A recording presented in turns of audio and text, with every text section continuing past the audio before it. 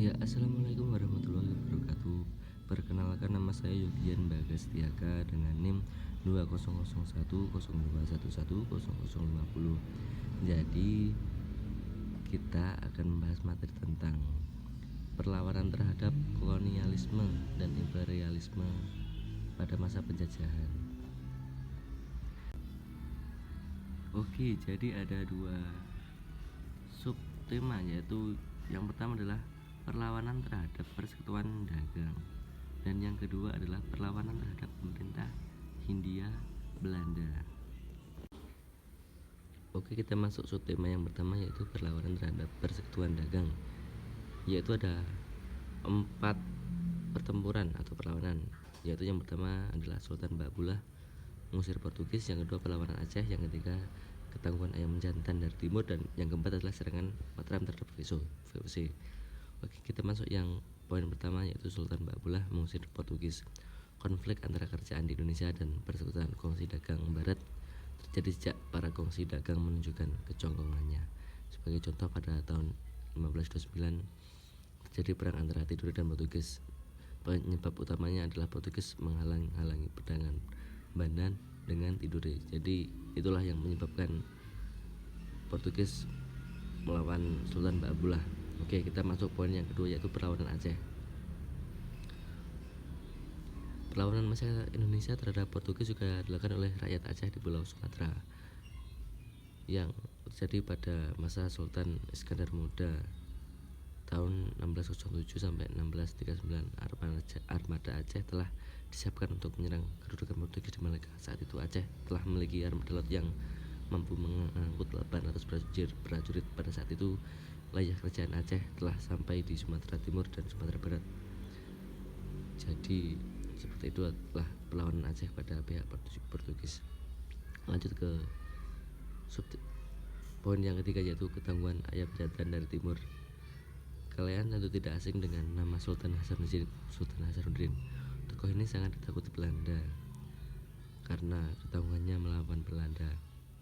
Dari ketangguhannya itu, Belanda sampai melakukan perjanjian dengan Sultan Hasanuddin yang dikenal dengan Perjanjian Bungaya. Perjanjiannya ada 4 isinya, yaitu Belanda memperoleh monopoli, yang kedua Belanda mendirikan benteng pertahanan di Makassar, yang ketiga Makassar harus melepaskan daerah kekuasaannya berupa daerah di luar Makassar, dan yang keempat Aropalaka diakui sebagai Raja Bonang. Yang keempat adalah serangan Mataram terhadap VOC. Mataram adalah kerajaan besar di Jawa Tengah. Keberadaan VOC di Batavia sangat membahayakan Mataram. Pada awalnya Mataram dengan Belanda dianggap menjalin hubungan baik, tapi setelah itu terjadi peperangan antara Mataram terhadap VOC. Pada tahun 1799 terjadi peristiwa penting dalam sejarah kolonialisme. Kekuatan Mataram pada tahun 1699 dinyatakan VOC dinyatakan bangkrut hingga dibubarkan.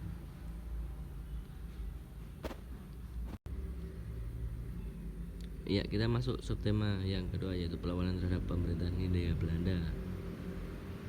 Masuk poin yang pertama, yaitu Perang Saparua di Ambon. Perang Saparua di Ambon terjadi pada tahun 1817, yaitu pahlawannya yang bernama Kapitan Patimura dan Christina Marta Tiahau. Oke, masuk ke poin yang kedua, yaitu Perang Padri di Sumatera Barat. Perang Padri di Sumatera Barat terjadi pada tahun 1821 sampai 1838. Yang memimpin Perang Padri dari pihak Indonesia yaitu adalah Tuanku Imam Bojol atau yang dikenal dengan M. Syahab.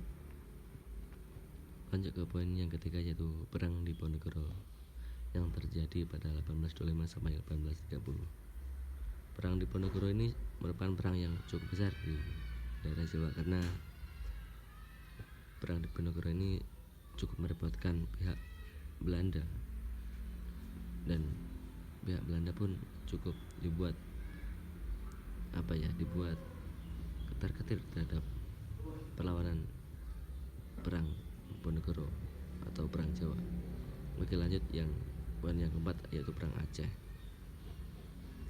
Perang Aceh itu terjadi sekitar tahun 5 April 1873. Pahlawan dari Perang Aceh ini adalah Teku Umar dan Cut Nyak Kalian pasti sudah mengetahui ya. Oke, lanjut ke poin yang kelima adalah perlawanan Sisingamangaraja. Perlawanan ini terjadi di daerah Sumatera Utara, berlangsung selama 29 tahun, yang menjadi pusat pertahanan Belanda tahun 1877.